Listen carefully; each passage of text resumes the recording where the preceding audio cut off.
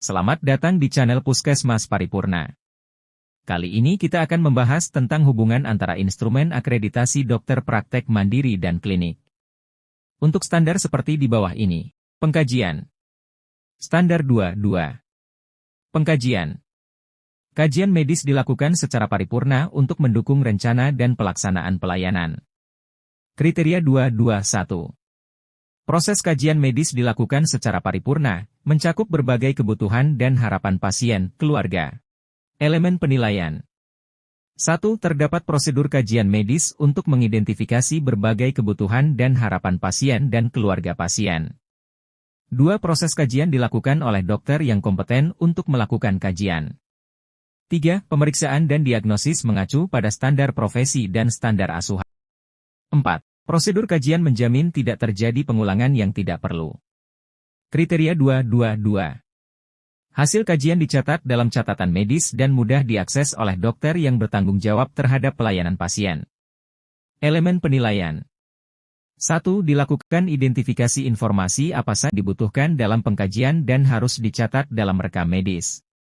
2. Informasi tersebut meliputi informasi yang dibutuhkan untuk kajian medis, kajian penunjang medis, dan kajian lain yang diperlukan. Kriteria 2.2.3. Pasien dengan kebutuhan darurat, mendesak, atau segera diberikan prioritas untuk men dan pengobatan. Elemen penilaian. 1. Dokter melaksanakan proses triase untuk memprioritaskan pasien dengan kebutuhan emergensi.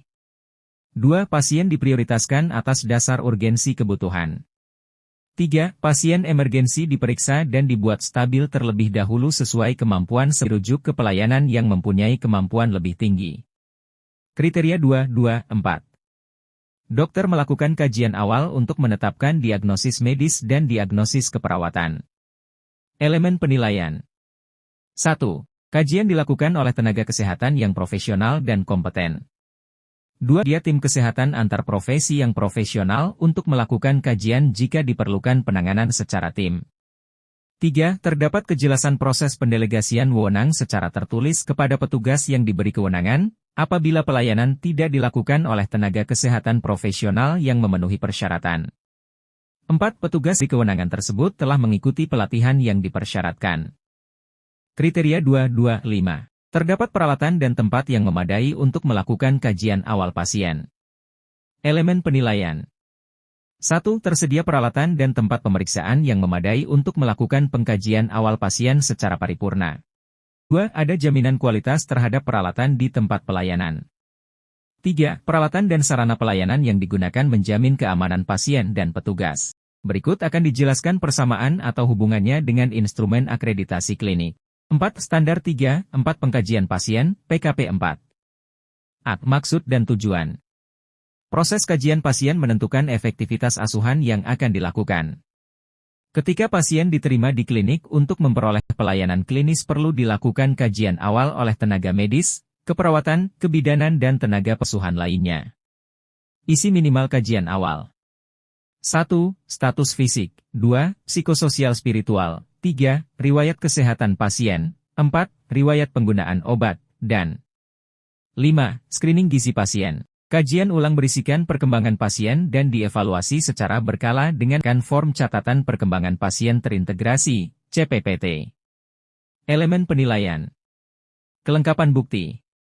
1. Ada bukti dilakukan kajian pasien oleh PPA dalam penetapan diagnosis yang dituangkan ke dalam rekam medis. 1. Terdapat bukti dokumen pengkajian pasien oleh PPA dalam diagnosis yang dituangkan ke dalam rekam medis.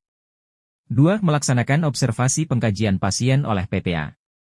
2. Kajian awal sekurang-kurangnya memuat data 1-5. Terdapat bukti pengkajian awal sekurang-kurangnya memuat data. 1. Status fisik. 2. Psikososial spiritual. 3. Riwayat kesehatan pasien. 4. Riwayat penggunaan obat. 5. Screening gizi pasien. Pengkajian awal dilakukan 1x24 jam. 3. Kajian ulang dibuat dalam bentuk CPPT dan terdokumentasi di rekam medik. Terdapat bukti pengkajian ulang yang dibuat dalam bentuk CPPT dan terdokumentasi di rekam